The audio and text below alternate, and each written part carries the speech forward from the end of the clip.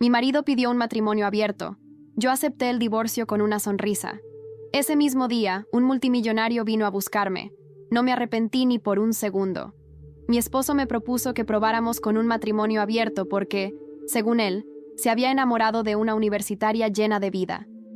Yo le propuse el divorcio, y él soltó una risita con desprecio. Araceli, ¿quién más te querría si te divorcias de mí? Un mes después, el empresario más enigmático de Monterrey me tomó de la cintura, alzó una ceja y me preguntó: «Tu exmarido está en la sala de al lado.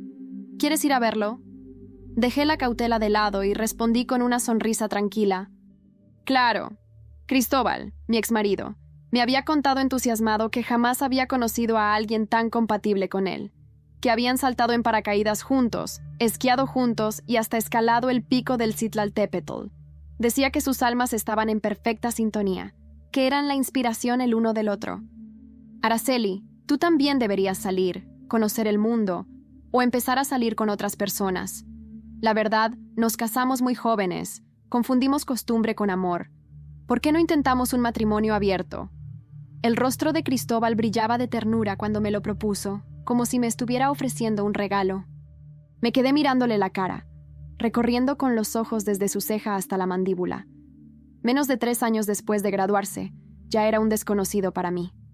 Hice una pausa y luego solté una risita suave. «No hace falta todo esto. Mejor divorciémonos. Si te gusta tanto ella, yo me hago a un lado». Un destello de sorpresa cruzó los ojos de Cristóbal. «Araceli, tú sabes cómo es tu situación. ¿Quién más te aceptaría si te divorcias de mí?» Me quedé un poco atónita. No esperaba que usara eso en mi contra. Sí. ¿Cuál era mi situación? Mi madre se había fugado con otro. Mi padre, adicto al juego, murió ahogado en un charco de lodo mientras estaba borracho. Incluso mi abuela, quien me crió, había fallecido hacía algunos años. Yo estaba sola, como una hoja flotando en un río, sin nadie a quien recurrir. Esa era mi vulnerabilidad, la que había mostrado en mis momentos más frágiles, y que ahora él usaba como cuchillo. Cristóbal estaba tan convencido de que yo no tendría el valor de dejarlo, que se atrevía a lucir a su nueva conquista en mi cara. La promesa que me hizo en nuestro matrimonio, amarme y cuidarme por siempre, ahora era como una navaja girando en mi pecho. Respiré hondo. Me aferré al borde de la mesa.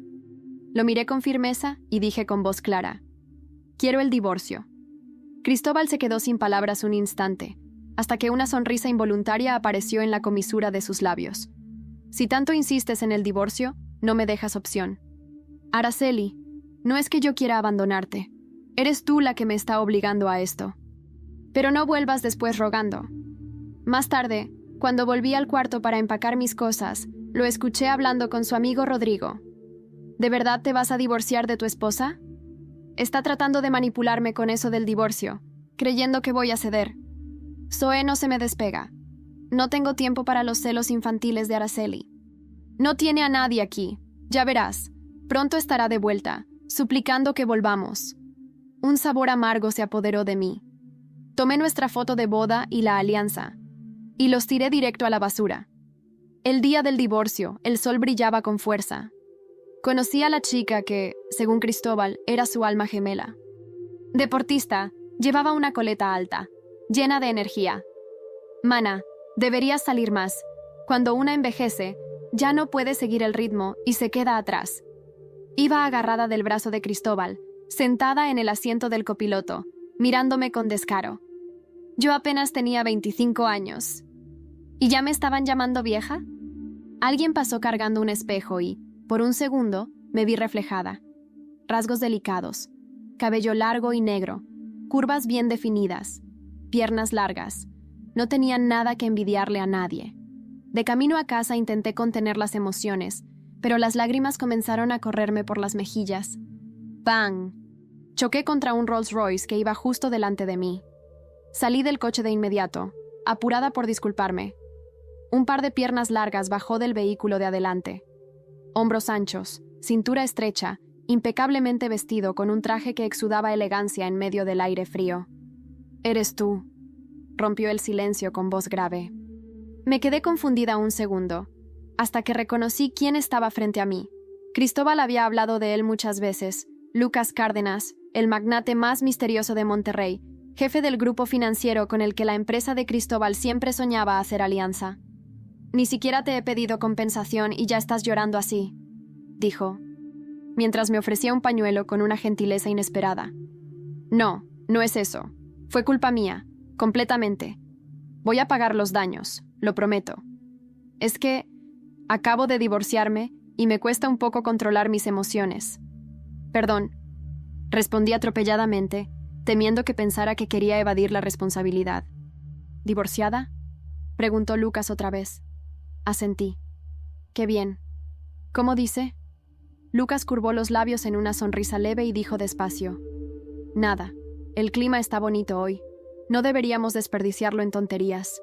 Señorita Bennet, ¿le molesta si intercambiamos contactos? Podemos hablar mejor después. Me sorprendí un poco y tardé en reaccionar. Cristóbal había gastado cientos de miles intentando acercarse, y ni así consiguió el número ni el Snapchat de Lucas Cárdenas. Y ahora, su contacto estaba guardado en mi celular. Pasaron unos días y Lucas no mencionó nada sobre la compensación, incluso cuando fui yo quien se lo preguntó directamente. No obtuve respuesta. Un magnate es un magnate. Probablemente estaba ocupado. O quizá tiene 5 cuentas de Snapchat y ni revisa esa. La siguiente vez que vi a Lucas Cárdenas fue después de una reunión de la empresa. Había bebido un poco de más y choqué con alguien en el pasillo. Lucas, siempre caballero, me sostuvo a pesar de mi estado, y ahí fue cuando me derrumbé. Señor Cárdenas, tengo cosas que resolver. Hablamos en otro momento. De repente, mis pies ya no estaban tocando el suelo. Lucas me cargó hasta su coche. El ambiente dentro del vehículo, con espacio reducido, se volvió ambiguo.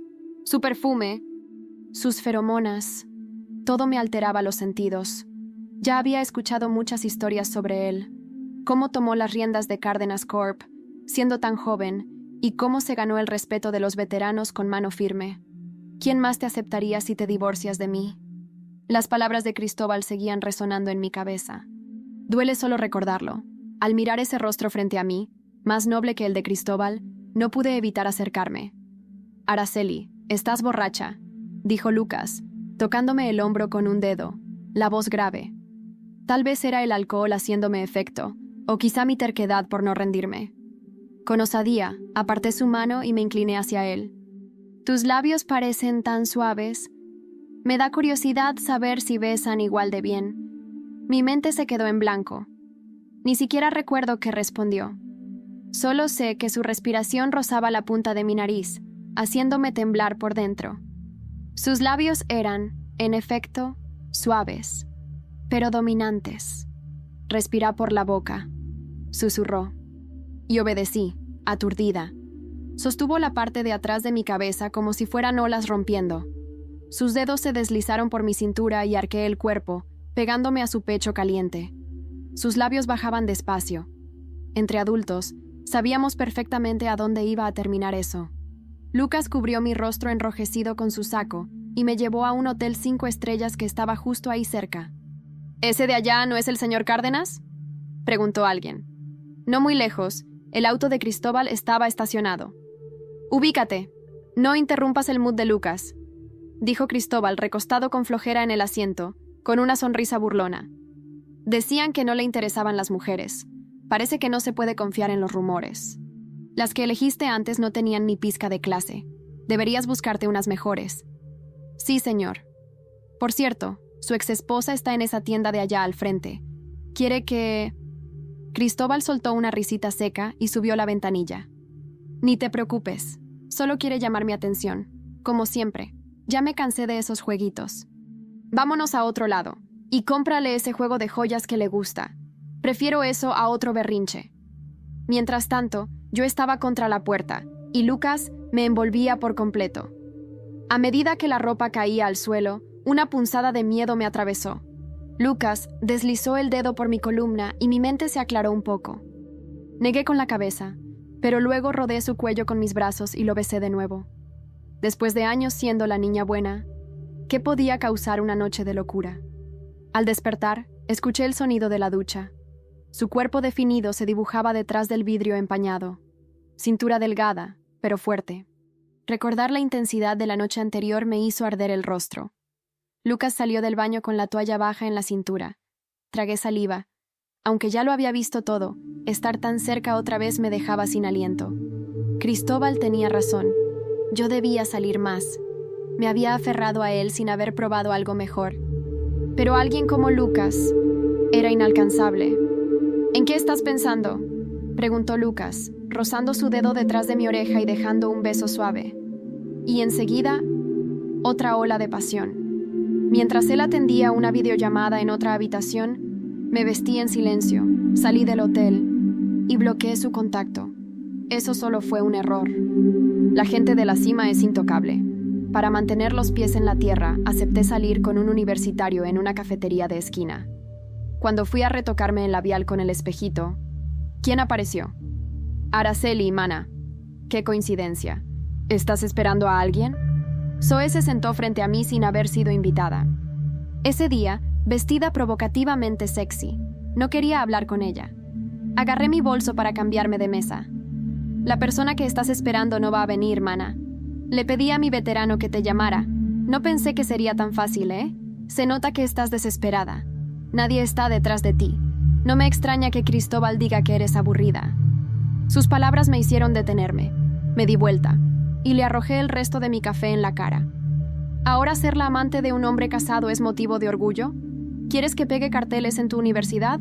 Así todos pueden admirarte como se debe. Araceli, no exageres, dijo Cristóbal, que acababa de llegar y me vio atacando a su nueva noviecita. Se puso frente a Zoe, como si la estuviera protegiendo. La mana fue rechazada por mi veterano, por eso se desquitó conmigo. Pero está bien. Yo estoy perfecta, mira. Zoe sonreía mientras se limpiaba la cara, toda animada, explicándolo todo como si estuviera actuando para Cristóbal. Araceli, ¿ahora también estás intentando salir con chicos de la universidad? ¿Recuerdas lo que te dije después de que te divorciaste de mí? Nadie más te va a querer. 1000 palabras se me atoraron en la garganta. Sentí el pecho aplastado. Lo miré directo a los ojos y le lancé el resto del café en la cara también. Eres repugnante, Cristóbal. Salí de ahí rápido, con las manos sudadas, el corazón desbocado, arrastrando mi cuerpo y mi alma agotados. Al llegar a casa, ahí estaba ese llamativo Rolls Royce en el estacionamiento del edificio. Subí y, por supuesto, Lucas Cárdenas estaba parado frente a mi puerta, con los ojos rojos de cansancio. Señor Cárdenas, qué coincidencia, dije, algo incómoda, sintiéndome culpable, sin saber bien qué decir. Señor Cárdenas, volví a intentar. Él arqueó una ceja. En ese instante, le tapé la boca con las manos, nerviosa, y lo jalé hacia adentro. Apenas se cerró la puerta. Lucas me envolvió con fuerza entre sus brazos. Sus besos, profundos y urgentes. Nunca imaginé que un simple sobre amarillento, olvidado entre los libros polvorientos de la biblioteca de mi abuela, cambiaría el rumbo de mi vida. Aquella tarde, mientras la lluvia golpeaba los cristales de la antigua casa familiar en Salamanca, decidí ordenar los estantes que llevaban años acumulando recuerdos y secretos. Al abrir el sobre, mis manos temblaron al descubrir una carta escrita con la caligrafía firme de mi abuela, fechada en 1985. En ella, revelaba la existencia de una propiedad en Toledo, heredada de una tía lejana, y mencionaba documentos que podrían cambiar mi destino. La carta concluía con una frase enigmática: el verdadero poder de los Bennet yace en nuestras raíces. Intrigada, decidí viajar a Toledo al día siguiente.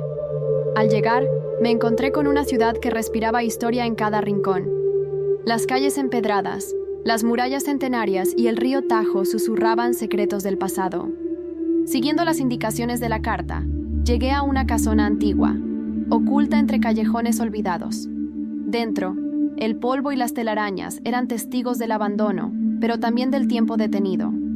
En una habitación oculta tras una estantería, encontré un baúl con documentos, fotografías y un diario que narraba la historia de mis antepasados. Descubrí que los Bennet habían sido una familia influyente, con conexiones políticas y empresariales que se desvanecieron tras una traición interna. Mientras leía, comprendí que mi abuela había protegido este legado, esperando que alguien digno lo reclamara. Sentí una mezcla de orgullo y responsabilidad.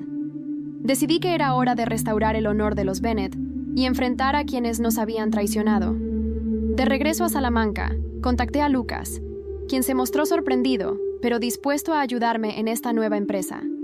Juntos, comenzamos a planear la creación de una fundación que no solo reviviría el nombre de los Bennett, sino que también apoyaría a mujeres que, como yo, habían sido subestimadas y traicionadas. Sin embargo, mientras organizábamos los documentos, encontramos una carta sin remitente que advertía: algunos secretos deben permanecer enterrados.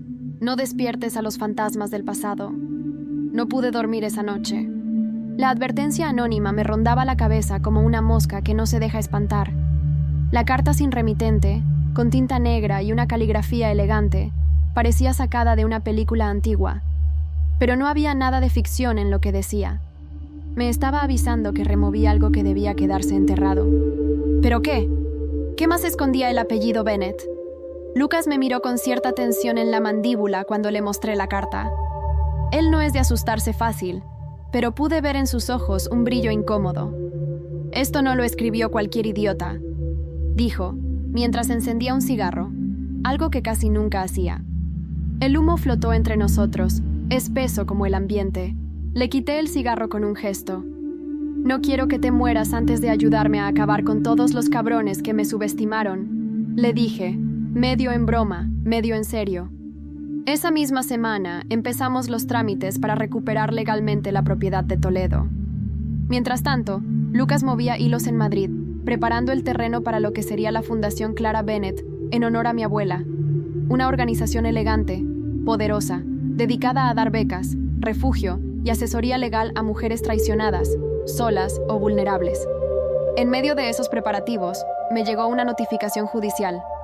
Cristóbal me estaba reclamando parte de mis bienes. El muy hipócrita, después de decir que yo no valía nada, ahora pretendía pelear por lo que era mío. No puedo creer que tenga la cara dura de hacer esto, murmuré, viendo los documentos en la mesa del despacho. Cristóbal está desesperado, comentó Lucas, revisando los papeles. Su empresa está a punto de colapsar. Las inversiones de alto riesgo que hizo no están dando retorno. Se está ahogando. Y tú eres la última tabla a la que puede agarrarse. La sola idea de que mi exmarido estuviera arrastrándose financieramente me daba cierto placer, no voy a mentir. Pero no era suficiente. Yo quería más. No dinero, ni fama. Quería que él sintiera lo mismo que yo sentía aquella tarde en la cafetería, cuando me llamaron vieja y desesperada. Quería que cada persona que se rió de mí me viera brillar desde abajo. Mientras tanto, Zoe había desaparecido de las redes sociales. Su perfil de Instagram, antes lleno de fotos en bikini, frases motivacionales falsas y selfies forzadas con Cristóbal, había sido borrado.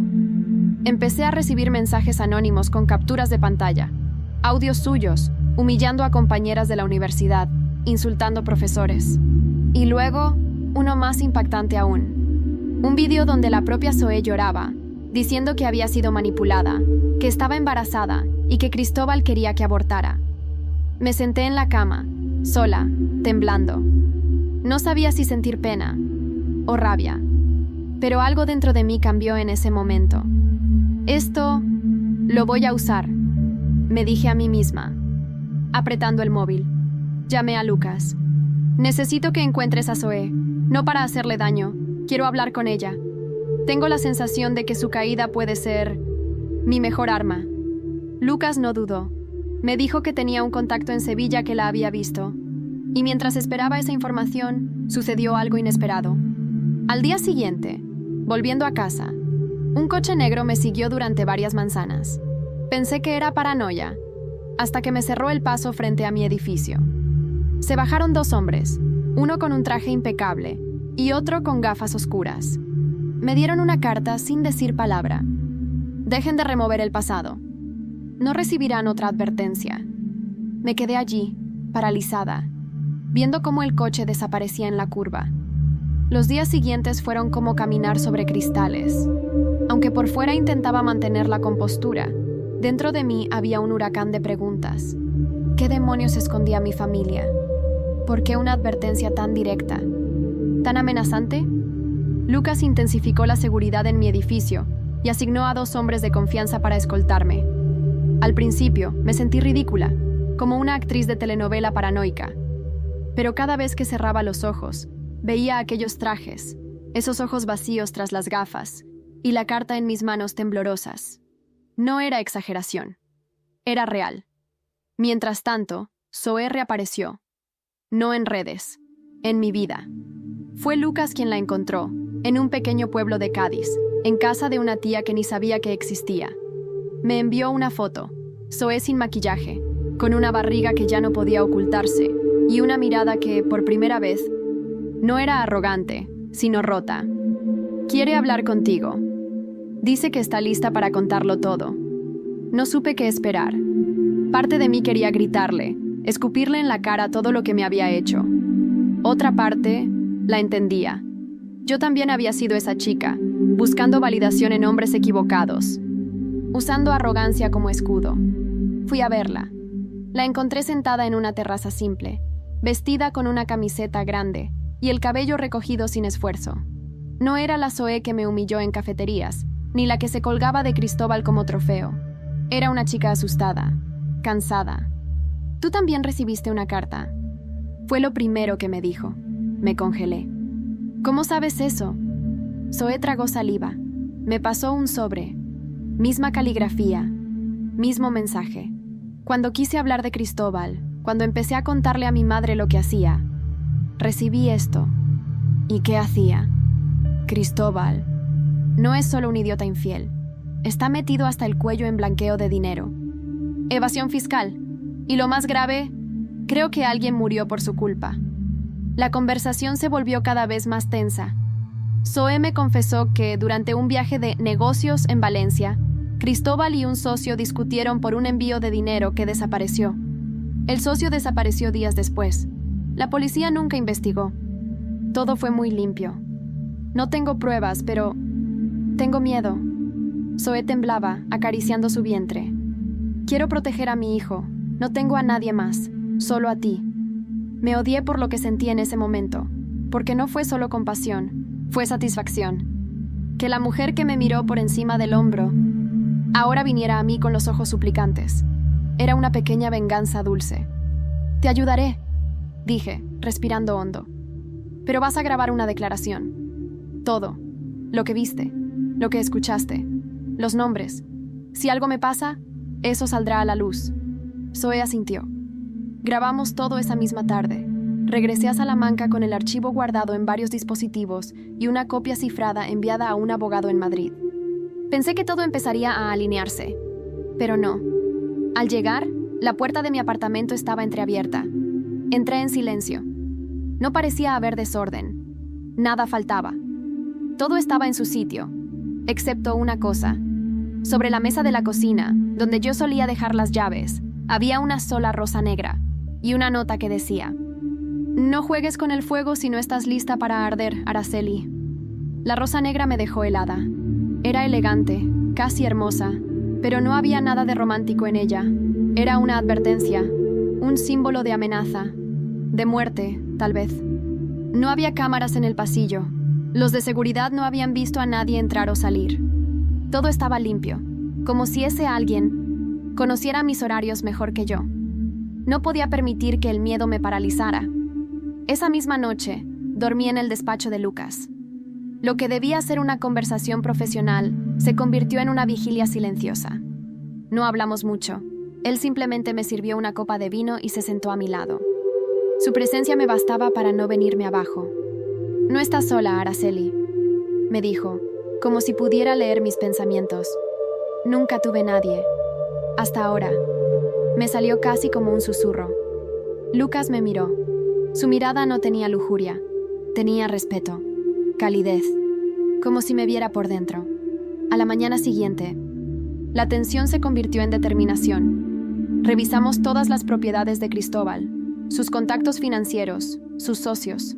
Entre ellos apareció un nombre: Martín Gutiérrez, un empresario del sector inmobiliario de Málaga, que había sido investigado años atrás por presunta asociación con redes de lavado de dinero.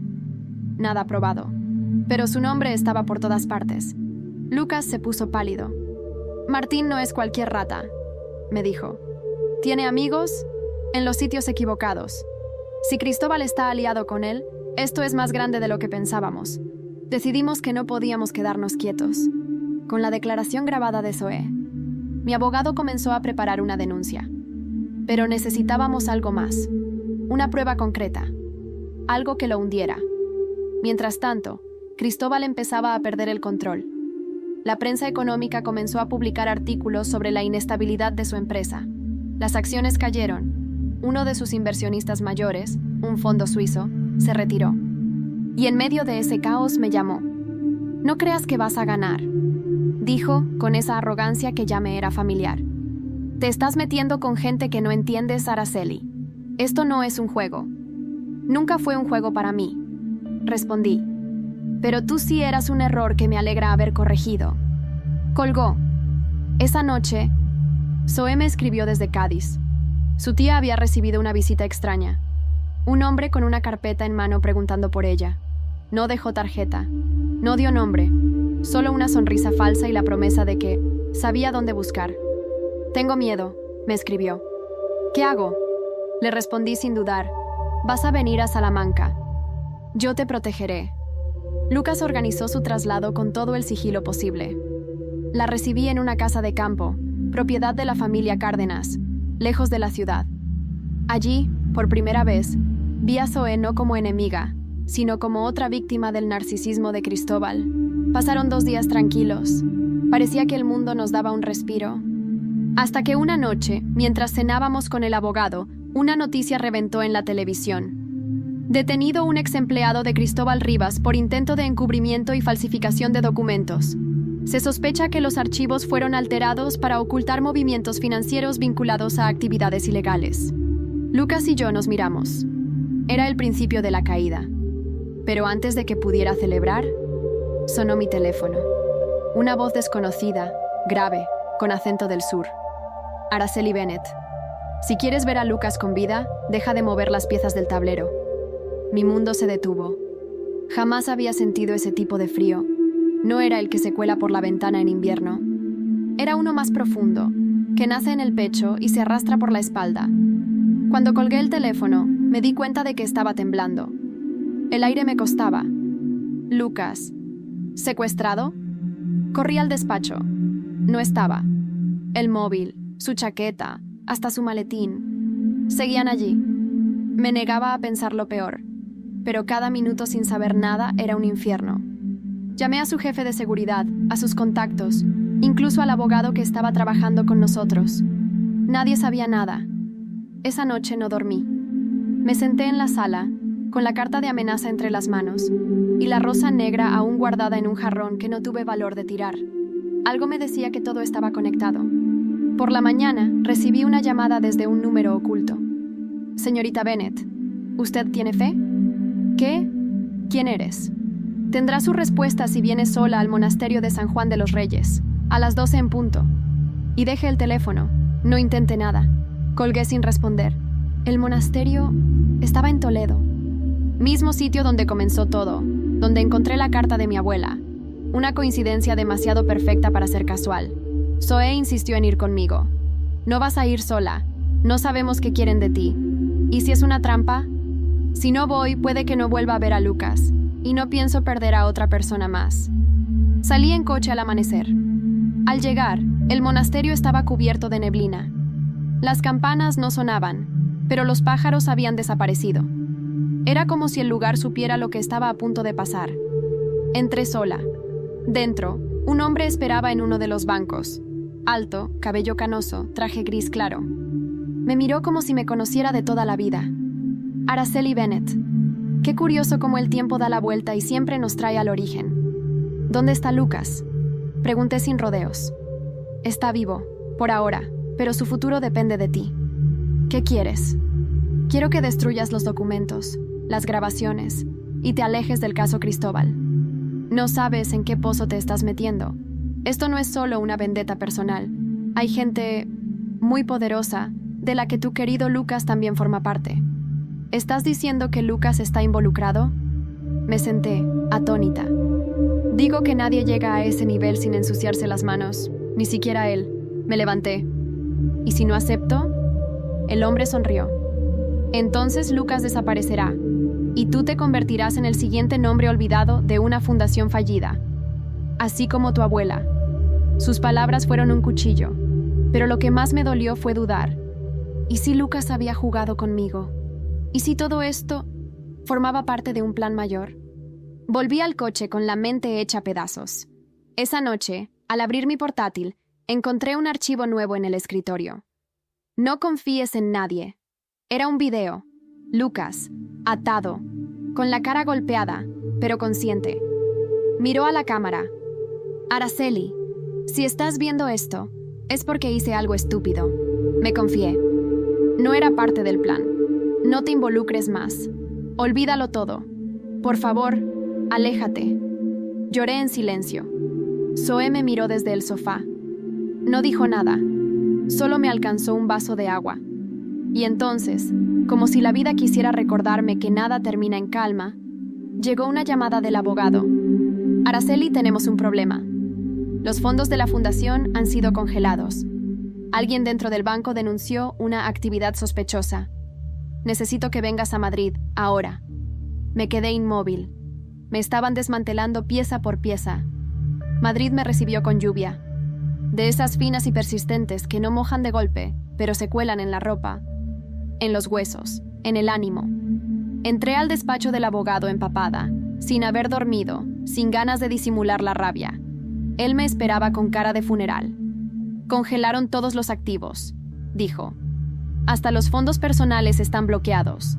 La denuncia fue anónima, pero venía con copias de documentos internos del banco. Información confidencial. ¿Y crees que fue Lucas? Le solté, sin filtros. Me miró con un dejo de lástima. No lo sé, Araceli, pero quien lo hizo sabía exactamente dónde golpear. Sentí el impulso de gritar, romper algo, pero me contuve. Yo no era esa Araceli desesperada de hace meses. Ahora cada caída era una razón más para levantarme más fría, más precisa.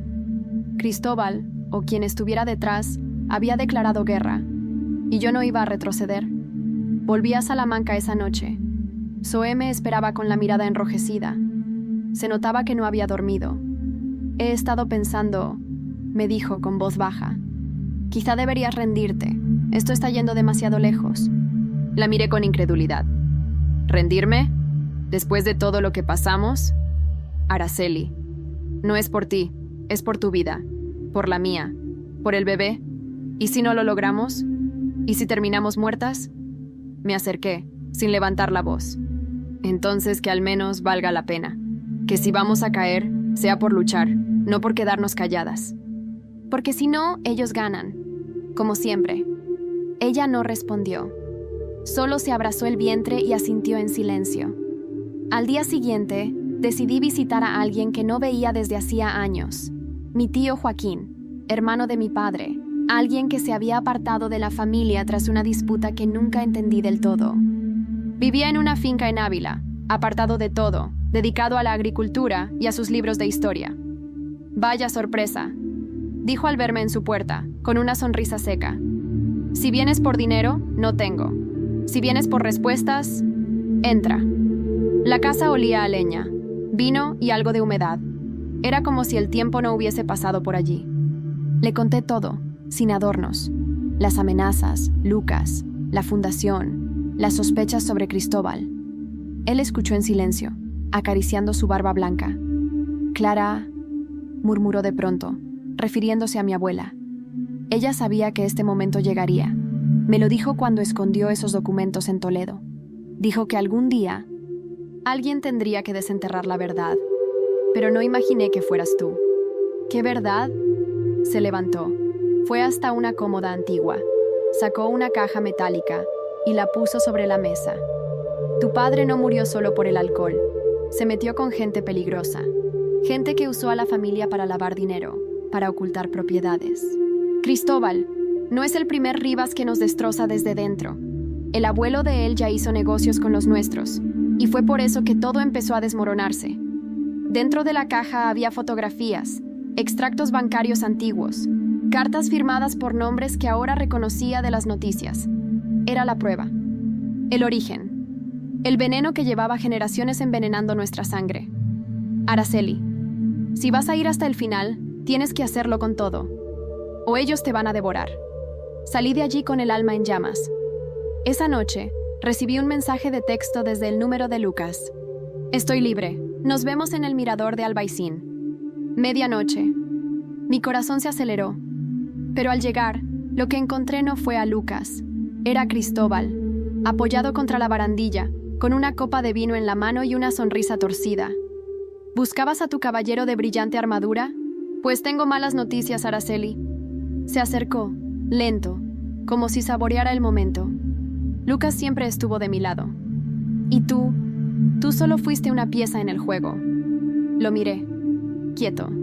Cristóbal tenía esa maldita habilidad de hablar como si estuviera interpretando una obra. Cada palabra suya parecía ensayada, afilada como una daga de plata. Pero esta vez, algo en él temblaba. Apenas perceptible, pero estaba ahí. ¿Lucas está muerto?, pregunté, con un nudo en la garganta, sin dejar que la voz se quebrara. No, respondió, saboreando el momento. Está vivo, por ahora. Pero no está de tu lado, Araceli. Nunca lo estuvo. Tragué saliva. Mis piernas querían correr, pero el orgullo me plantó firme en el suelo. ¿Y qué ganaste con todo esto, Cristóbal? ¿Era tan importante para ti destruirme? Él soltó una risa suave, amarga. No se trataba de ti al principio. Yo solo quería librarme de ti sin escándalo. Pero luego te vi crecer. Verte en las portadas, ganando respeto, admiración. Eso sí me dolió. Porque yo sabía quién eras de verdad. Tú no sabes nada de mí, escupí. Sé que vienes de una familia rota, que llorabas sola cada vez que tu abuela enfermaba, que te escondías en el baño de la universidad porque sentías que no encajabas. Y sé que te aferraste a mí como si yo fuera tu salvación. Y tú me usaste como si yo fuera un trampolín. Lo interrumpí con voz firme. Pero ahora sé caer, y sé levantarme más fuerte. ¿Sabes por qué? Porque tú me enseñaste a dejar de tener miedo. Cristóbal se acercó. Su rostro estaba más envejecido. Las ojeras, las arrugas en la frente. El hombre que una vez me hizo sentir pequeña ahora parecía mínimo ante mí. Tienes que elegir, Araceli. Puedes irte, callarte, volver a esa vida tranquila que tanto dices que querías. O puedes continuar con esto y arrastrar contigo a todos los que alguna vez amaste, incluyendo a Lucas. Levanté el mentón. No elijo entre vivir de rodillas o morir con la verdad. No más. Cristóbal se giró sin decir otra palabra. Su figura se desdibujó en la niebla del mirador. Volví a casa y encerré la puerta con 2 vueltas de llave. Llamé al abogado. Le pedí que activara el protocolo rojo. Liberar los documentos, las grabaciones, los archivos de Joaquín, la declaración de Zoé. Todo. No dormiría esa noche. Pero la guerra había empezado. A la mañana siguiente, Salamanca amaneció con un escándalo nacional. En todos los noticiarios, en los móviles, en cada red social, una palabra. Cristóbal Rivas investigado por fraude, lavado de dinero, conspiración y corrupción empresarial. Su rostro aparecía junto al de otros nombres reconocidos, incluyendo el de Martín Gutiérrez. El archivo de Joaquín había sido la pieza clave. Había vínculos que se remontaban a décadas atrás. Testigos comenzaron a hablar. Zoé también. El nombre de la Fundación Clara Bennett fue reivindicado, no por su dinero, sino por su valentía. Pero aún faltaba una pieza. Lucas. Pasaron 3 días, 0 llamadas, 0 mensajes. Su cuenta bancaria había sido vaciada, su coche abandonado cerca del aeropuerto de Barajas. Nada más. Un fantasma. Hasta que recibí un sobre, sin remitente. Dentro, una sola foto. Lucas, sentado en una habitación blanca, esposado, mirando a la cámara, con una palabra escrita detrás: traición. Sentí la ira crecer como una tormenta en mi pecho, pero también tristeza. Porque en el fondo, aún quería que no fuera verdad. Aquel día fui al banco a intentar liberar mis fondos personales. Cuando me atendieron, el director me miró incómodo. Señorita Bennett, el sistema bloqueó su cuenta. Alguien ha entrado ilegalmente en su acceso de usuario. ¿Cómo que ha entrado? Desde dentro, desde su propio dispositivo. Me congelé. Al volver a casa, mi portátil estaba encendido y la pantalla mostraba una transferencia recién realizada, una gran suma de dinero. Destino, una cuenta en Suiza. Titular: Lucas Cárdenas. Me quedé allí, frente al portátil, sintiendo cómo el suelo bajo mis pies comenzaba a desaparecer. Una parte de mí aún se aferraba a la esperanza de que hubiera una explicación lógica, algo que pudiera redimirlo, pero los números en la pantalla eran claros, fríos. El nombre, innegable. Lucas Cárdenas. Él me había robado, me había traicionado. Durante días no supe qué hacer. El escándalo de Cristóbal explotaba por toda España. Declaraciones en directo, detenciones de empresarios, una red de corrupción que se desmoronaba como castillo de naipes. Y en medio de eso, yo, convertida en figura pública sin haberlo pedido. Los medios me llamaban la viuda del imperio o la mujer que encendió la chispa. Pero todo eso me sonaba a vacío, porque lo que realmente me ardía era la traición silenciosa, la que no duele en titulares, sino en las noches sin sueño. Zoé intentaba consolarme. Él te quiso, Araceli, aunque ahora parezca que no. Quizás se vio obligado. ¿Obligado a qué? ¿A fingir que me protegía mientras me robaba? ¿A besarme mientras negociaba con mi enemigo? Ella me miró con esa tristeza que solo una mujer rota puede reconocer en otra. Asintió en silencio. Decidí buscar respuestas. Si Lucas estaba en Suiza, tendría que dejar huellas. Contacté a una amiga periodista en Zúrich. Le pedí discreción. No quería una cacería, solo la verdad. Una semana después, me llamó desde un número cifrado. Araceli, no vas a creer esto. Dímelo todo. Lucas no está en Suiza. La cuenta fue usada. Sí, pero desde un terminal ubicado en Valencia. Y lo más extraño, apareció en una lista de protección de testigos del Ministerio de Interior. ¿Qué? Eso. Cárdenas colaboró con una investigación internacional. Entregó información clave sobre redes de evasión fiscal.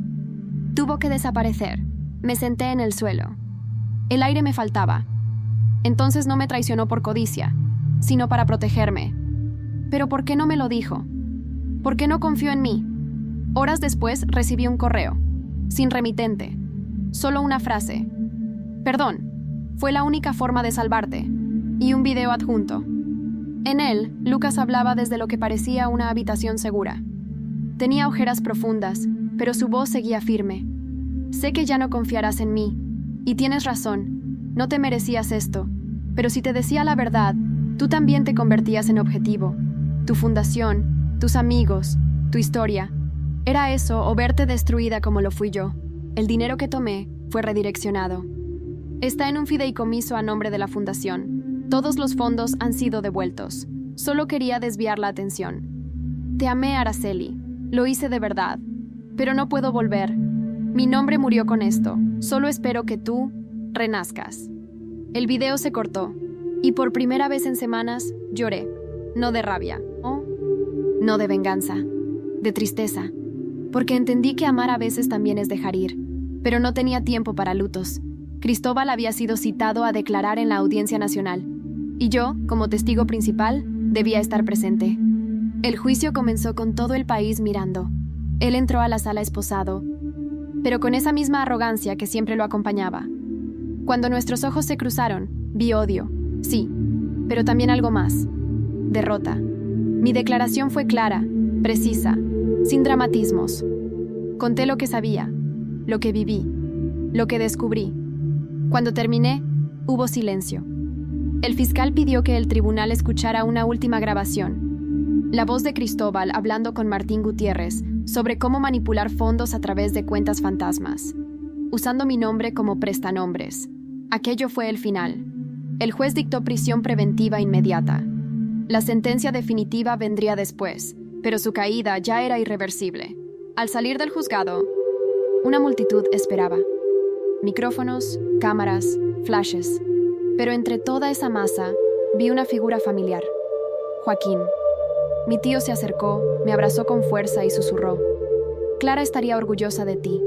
Esa noche recibí una última carta, sin firma. Solo decía: lo lograste, pero aún queda una historia por cerrar. En la finca de Toledo, bajo el olivo viejo, allí encontrarás lo que te pertenece por derecho. Volver a Toledo fue como cerrar un círculo. El aire tenía otro peso, más denso, como si supiera que algo importante estaba por suceder. El olivo viejo que mencionaba la carta seguía allí, firme, en el centro de la finca abandonada. Me acerqué con una pala, sin saber qué encontraría. ¿Un baúl? ¿Una caja? ¿Una tumba? Cavé durante más de 1 hora.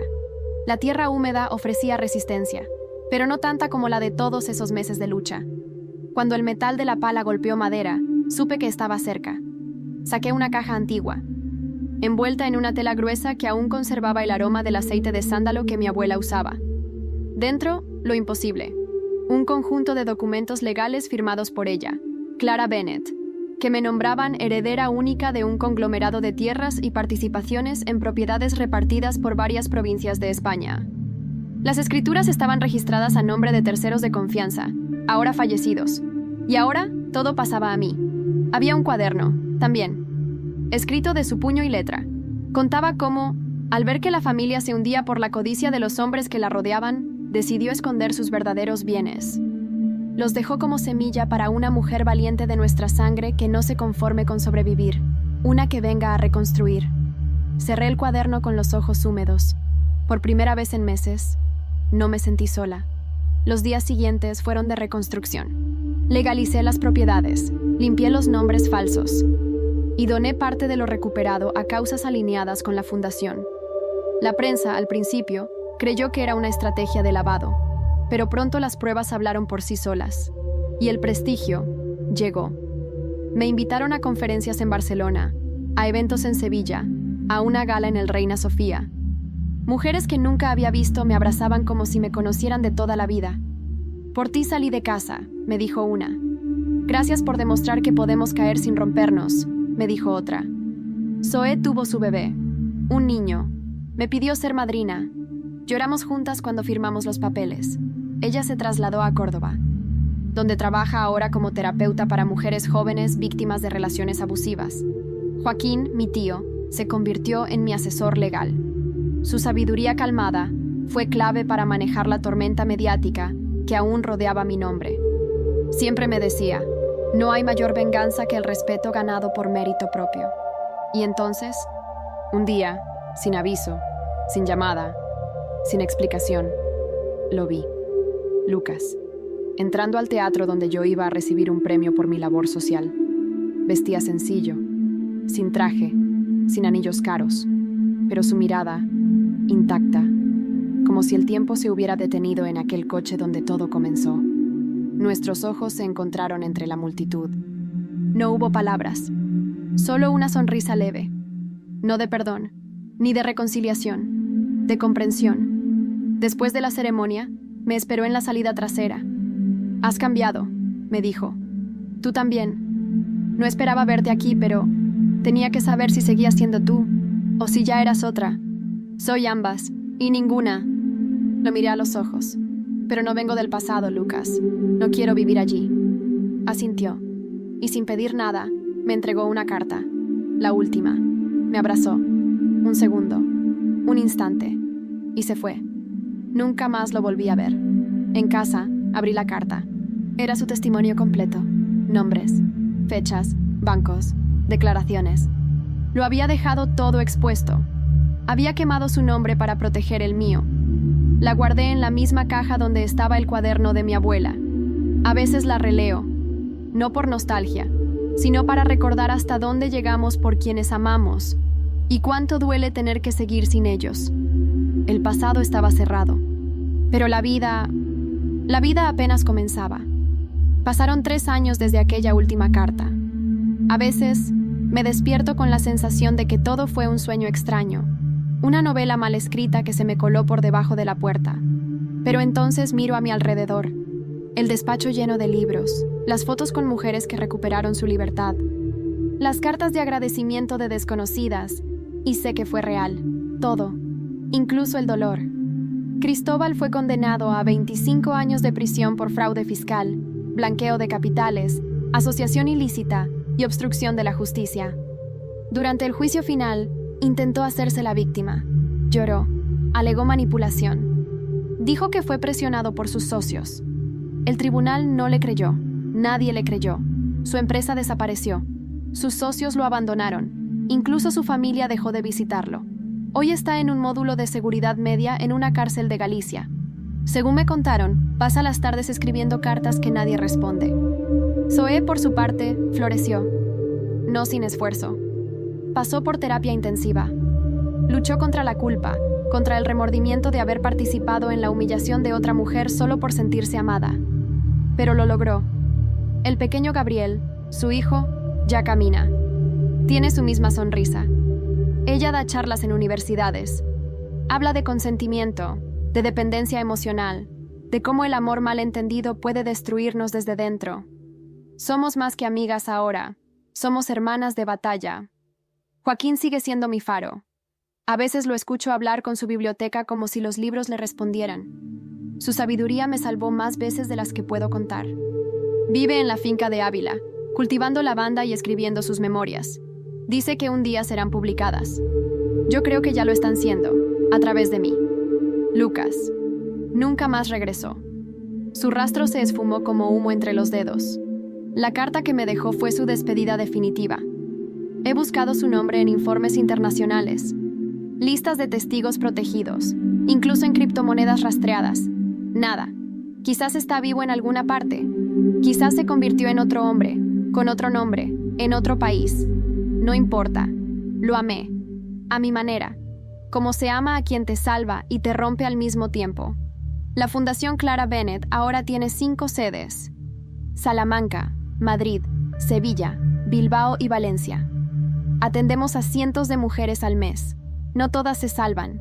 Algunas vuelven, otras desaparecen. Pero cada historia que tocamos deja una huella. Cada mujer que cruza esa puerta sabe que no está sola. Y yo no volví a enamorarme, pero me enamoré de mí. De la fuerza que no sabía que tenía, de la voz que no me permitía usar, de la dignidad que me fue robada y que ahora es mi escudo. Hace poco, durante una gala en Barcelona, una joven se me acercó. Tendría unos 20 años. Ojos grandes, voz tímida. ¿Eres Araceli Bennett? Depende, le respondí, sonriendo. ¿Viene con flores o con amenazas? Ella rió, me abrazó con fuerza. Gracias por no rendirte. Gracias por hacerme creer que yo también puedo salir de esto. Y entonces lo entendí. No fue por Lucas, ni por Cristóbal, ni siquiera por venganza. Fue por esa chica, por cada mujer que aún piensa que está sola, que cree que ya no hay salida, que la herida será para siempre. Yo soy prueba de que no. Y si yo pude salir del infierno, ellas también pueden. Hoy, al cerrar esta historia, solo me queda una cosa por decir. Nunca subestimes a una mujer que ha tocado fondo y decidió volver, porque cuando vuelve, lo hace para quedarse, y no hay nada más poderoso que eso.